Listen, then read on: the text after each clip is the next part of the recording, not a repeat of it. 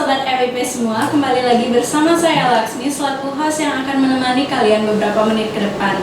Nah, senang sekali pada kesempatan kali ini saya bisa menyapa kembali nih Sobat FIP Undiksa semuanya. Sebelumnya saya ingin mengucapkan banyak sekali terima kasih kepada Ibu Karina Sama-sama. meluangkan waktunya untuk hadir pada sesi podcast kita kali ini. Tak lupa saya doakan semoga pandemi ini segera berlalu sehingga sobat-sobat FIP bisa kembali beraktivitas normal di kampus kita tercinta yaitu FIP Undiksa. Ngomong-ngomong kalian ada nggak sih yang masih bingung, khususnya nih alumni-alumni dari Fakultas Ilmu Pendidikan bingung nih mau kerja di mana seperti itu? Karena saya ada nih teman yang dari jurusannya jurusan pertanian tapi kerjanya di bank nih Bu. Menurut Ibu? Oke, jadi topik kita hari ini tentang perencanaan karir ya, career planning. Sesuai dengan salah satu visinya UPT PKKM, jadi kita punya UPT PKKM namanya di Undiksa, Unit Pelaksana Teknis Pengembangan Karir dan Kewirausahaan Mahasiswa. Mungkin kalau di universitas lain ada namanya CDC ya, Career Development Center atau Pusat Pengembangan Karir. Di Undiksa kita punya namanya UPT PKKM Undiksa. Jadi kami juga menangani career planning atau perencanaan karir, kemudian career development atau pengembangan karir, kewirausahaan, tracer study, dan juga job fair. Nah, terkait dengan pertanyaannya Laksmi tadi tuh bagus banget ya. Jadi dia lulusan anak pertanian, tapi kemudian dia kerja di bank. Dan itu bukan kasus pertama loh. Ternyata banyak kasus seperti itu. Jadi antara educational background atau alumni dari prodi apa gitu ternyata nggak sesuai dengan bidang pekerjaannya dia kemudian. Untuk itu saya rasa itu tidak ada yang salah dengan hal tersebut ya, karena kita yang namanya hidup kan kadang kita bisa berencana tapi kemudian Tuhanlah yang menentukan gitu. Dan kemudian juga selama berkembang dari yang namanya dari kampus, kita berkembang sampai menjadi alumni, itu banyak hal yang terjadi sehingga bisa saja kemudian kita tiba-tiba menemukan passion kita, kemudian menemukan bahwa jati diri kita, tujuan hidup kita berbeda dengan apa yang sudah kita kerjakan selama 4 tahun di perguruan tinggi. Namun ada baiknya di awal-awal itu kita harus melakukan yang namanya perencanaan karir gitu. Karir itu berhubungan dengan masa depan ya Laksmi ya. Kalau misalnya kamu mau Sabtu depan nih janjian sama pacar gitu ya, direncanain nggak? Tentunya direncanain dong. Kita nggak tabrakan jadwal misalnya mau ketemu pacar yang lain mungkin. Iya, itu keluar sama pacar aja direncanain. Gimana masalah masa depan kamu? Masa nggak direncanain ya kan? Dan kadang-kadang kalau udah kita rencanain, kadang bisa gagal nggak? Gagal ketemu gitu. Tetap ya ada kemungkinan itu ya. Udah direncanain aja kemungkinan untuk gagal di masa depan itu kemungkinan ada. Apalagi enggak gitu. Jadi memang tidak ada salahnya kita yang namanya dalam merencanakan masa depan kita itu harus ada rencana sebelumnya. Nah kemudian tentang anak yang beda dari educational background kemudian mengambil jalan hidup yang berbeda, itu bukan sesuatu yang salah. Tapi alangkah baiknya kalau semua bisa kita rencanakan dari awal. Terus tadi ngomongin tentang career planning nih, apa aja sih yang harus direncanain oleh mahasiswa-mahasiswa atau alumni nih untuk career planningnya mereka? Yang pertama sih sebenarnya career planning itu sudah harus dilakukan oleh mahasiswa di semester awal. Even anak SMA pun sebenarnya sudah bisa loh merencanakan karir mereka. Karena dari SMA kan mereka sudah harus berpikir passion saya apa gitu. Apakah saya berbakatnya di bidang bahasa misalnya, atau misalnya saya berbakatnya di bidang matematika atau science. Kemudian setelah itu memilih path di perguruan tinggi, mau ngambil prodi apa. Mungkin edukasi tentang perencanaan karir itu masih kurang sekali ya, terutamanya di negara kita. Sehingga itu sebabnya hal yang lumrah kalau mungkin Laksmi dulu dengar teman-teman yang salah jurusan, Iya, salah benar banget. prodi gitu ya, kemudian nangis-nangis.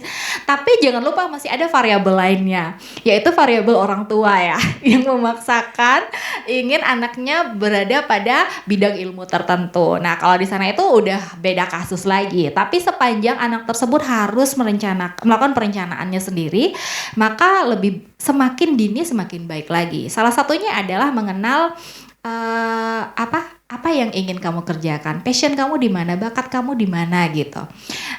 Misalnya kalau Laksmi dulu ngambil jurusan apa? Di SMA ambil IPA. Ngambil IPA. Kemudian setelah itu perguruan tinggi, Laksmi ambil apa? Pendidikan bahasa Inggris. Pendidik. Jepang sedikit sebenarnya. Kenapa tuh milihnya pendidikan bahasa Inggris? Kita reverse ya, jadi saya dulu yang wawancara ini. Oke. Jadi awalnya itu sebenarnya saya mau masuk ke S1 perikanan, cuman dari benar tadi variabel dari orang tua. Dari orang tua lebih mendukung ternyata ke pendidikan bahasa Inggris karena dari keluarga pun, dari kakak-kakak, dari tante sudah punya bahwa pendidikan bahasa Inggris di Undiksa itu bagus, jadi lebih baik di sana. Sudah ada pengalamannya yang dilihat oleh orang tua seperti itu. Iya, tuh kan jadi curcol jadinya. Kalau adik-adik tuh mahasiswa itu ke UPT PKKM biasanya mereka kalau kita bikin webinar tuh mereka pada suka curhat gitu. Jadi nggak masalah, maksudnya gini, kadang ketika kita bilang ini pilihan orang tua, just give it a try, gitu, give it a shot gitu ya. Kita nggak tahu bahwa orang tua itu punya pertimbangan-pertimbangan yang mungkin kita masih berjiwa muda ya, kita nggak tahu visi orang tua kita kemana gitu. Sama kayak misalnya ada cowok gitu ya deketin Laksmi gitu. Kalau nggak dikasih kesempatan, Laksmi mana tahu dia itu cocok apa enggak sama Laksmi, iya kan? Kalau di awal udah diputus gitu, di cut itu mungkin nggak ketahuan dia itu cocok nggak sama kita. Siapa tahu ternyata jodoh, ternyata jatuh cinta di dalamnya gitu. Sama dengan karir atau pilihan prodi. Kadang kita itu kalau apatis dari awal gitu, kadang itu udah bikin semuanya jadi susah, semua jadi nggak enak gitu. Tapi kalau di awal kita udah menumbuhkan positive attitude ya kepada pilihan karir yang ada, mungkin yang ada di depan mata kita untuk saat ini. Jadi mungkin saja di kedepannya kita malah jatuh cinta sama pilihan karir itu atau pilihan program studi yang ditawarkan oleh orang tua kita. Jadi nggak masalah sih menurut saya. Berarti kayak salah satu potongan kata nih, don't judge book by its cover. Iya, betul. Berarti kita nggak boleh kayak misalnya berprasangka buruk, misalnya kayak kemarin orang tua saya nyuruh di pendidikan bahasa Inggris, mungkin agak karena pinginnya di perikanan tapi disuruh pendidikan bahasa Inggris kan agak berbeda. Iya, betul. Tapi ternyata saya sampai semester 8 Bisa menyenangkan aja, seneng ya bahasa seneng ya. ternyata di pendidikan bahasa Inggris. Jadi berarti Laksmi waktu itu nggak langsung apatis, langsung masih memberikan bersikap positif, menyikapinya dengan positif sehingga hasilnya ya pasti positif. Terus gimana sekarang setelah lulus dari pendidikan bahasa Inggris, beneran jadi guru? Jadi saya belum lulus nih Bu, Agustus ini. Saya ikut program student employment yang diadakan oleh Undiksa. Jadi kesempatan besar nih buat saya yang akan lulus dari pendidikan bahasa Inggris menjadi tim humas di Fakultas Ilmu Pendidikan. Terus gimana? Udah ngerencanain nggak karirnya? Kira-kira nanti saya mau jadi apa gitu? Setelah ketemu ternyata passionnya di pendidikan juga ya. Ternyata ngajar senang juga gitu. Senang juga, udah ambil private lah di luar, mengajar anak-anak SD bahasa Inggris. Nah gitu. Nah sebenarnya saya sering banget bilang sama anak-anak di pendidikan bahwa mungkin kalau mau ngambil ilmu pendidikan 4 tahun itu cukup panjang ya. Tapi selama 4 tahun itu kamu dapat apa? Kamu akan menemukan soul kamu sebagai teacher gitu. Jadi menemukan roh mengajar itu yang susah loh selama 4 tahun itu. Mungkin yang paling terasa itu ketika Laksmi pergi PPL. Ketemu sama siswa beneran, berada di sekolah beneran, baru ketahuan terasa beda ya berada di depan kelas. Aduh, semoga Semoga pandemi cepat berlalu ya, sehingga anak-anak kita segera bisa merasakan nikmatnya berada di depan kelas ketemu anak-anak di SMP, SMA. Kebetulan nih juga saya PPL-nya online, jadi ketemu siswa-siswinya jadi online. Online ya. Untuk mengajarnya juga kurang sebenarnya karena online. Iya, betul-betul. Jadi kemana-mana nih kita nih, dari perencanaan karir sampai ke PPL. Oke, balik lagi nih ngomongin tentang career planning. Nah, banyak nih mahasiswa yang bingung merencanakan career planning itu apa sih langkah awalnya? Bisa dijelaskan? Ya itu tadi awalnya ya kita harus mengenali potensi diri dulu yang pasti ya. Itu yang paling pertama yang harus setiap mahasiswa itu lakukan, mengenal diri sendiri. Tapi kadang susah ya mengenal diri sendiri ya. Kadang kalau kita disuruh menilai diri sendiri itu kadang kita tuh suka subjektif. Tapi ada hal yang paling gampang itu adalah menanyakan kepada lingkungan sekitar. Kadang kan kita sering dengar komentar dari sahabat atau orang-orang terdekat di sekitar kita. Kamu bagus loh ininya. Kamu bagus loh. Atau wah kamu kok kurang ini ya di bidang ini. Jadi kadang kita harus mendengarkan dulu juga apa yang dikatakan oleh orang-orang sekitar kita. Di samping kita juga harus yakin apa yang kita sukai gitu. Ya mengenal potensi diri sih di awalnya.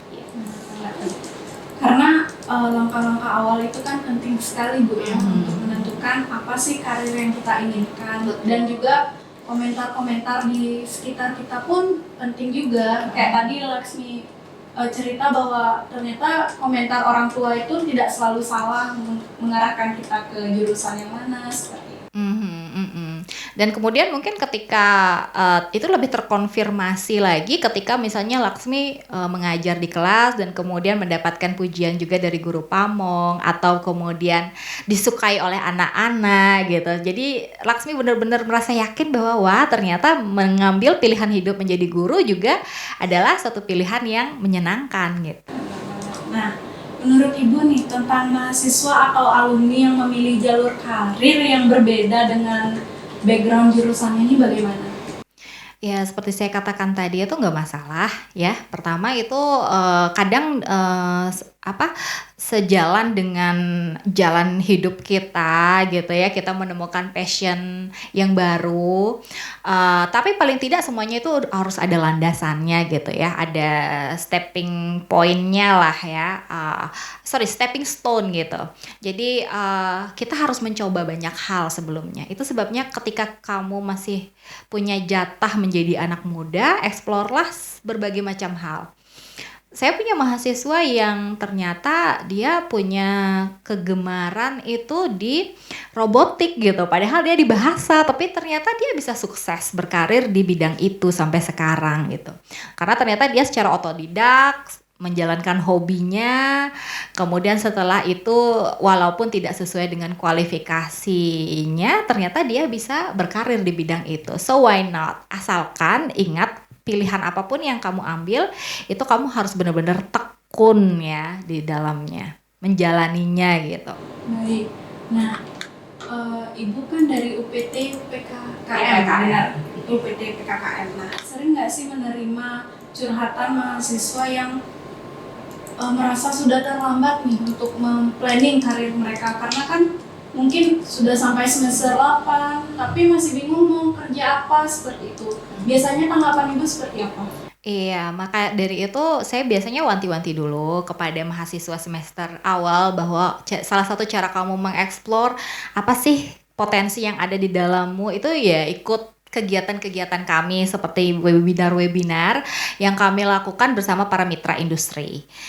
Kemudian juga ada juga untuk kewirausahaan, jadi tidak melulu nih mahasiswa itu harus menjadi kalau zaman sekarang itu istilahnya budak korporat ya atau menjadi ASN gitu. Jadi kalau mau berwirausaha juga kami sediakan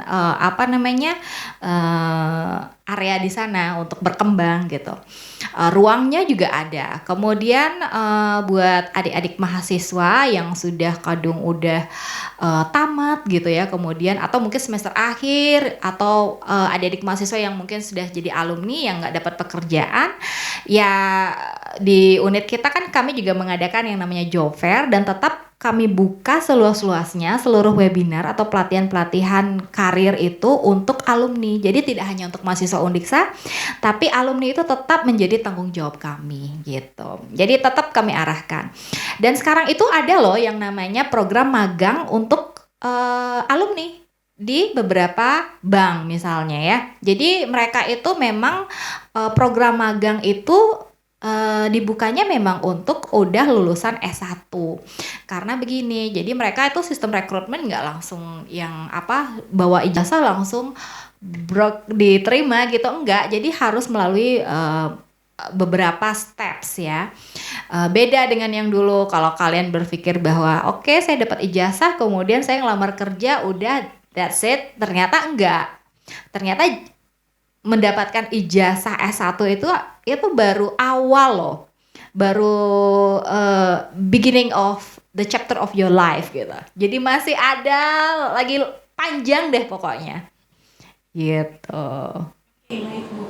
Nah, pasti banyak nih mahasiswa dan alumni-alumni yang perlu nih info-info dari UPT PKKM. Nah, infonya bisa diakses di mana saja nih Bu? Ada Instagram kita di UPT PKKM Undiksa, kemudian kami juga punya channel YouTube. So far baru itu aja. Di samping kita punya juga di domain uptpkkm@undiksa.acid. Berarti sering-sering nih buat sobat-sobat FIP dan mahasiswa dan alumni-alumni dari Universitas Pendidikan Ganesha buat cek-cek terus nih dari akun-akun UPT PKKM Undiksa. Kami juga aktif loh di DM Instagram, jadi kalian kalau mau nanya-nanya bisa langsung DM kami ya. Atau lewat perwakilan BEM, karena BEM juga terlibat langsung di semua kegiatan kita. Adminnya Ibu sendiri? Adminnya ada saya dan ada beberapa tim kami. Nah, boleh nih yang mungkin mau tanya-tanya langsung sama Bu Karina, boleh langsung nih. Boleh, mau minta info magang boleh, kalau minta foto enggak. Foto bayar. Iya, bayar. Jadi ingat nih buat sobat FIP, the future depends on what you do today. Iya, jadi apa yang kamu kerjakan sekarang itu define masa depan kamu. Oke, sobat FIP, sekian sesi podcast kita kali ini. Terima kasih Bu Karina. Sama-sama. Udah mau berbincang-bincang di studio podcast kita. Nah, sampai jumpa di sesi-sesi podcast kita yang tidak kalah menarik tentunya. Sampai jumpa. Bye.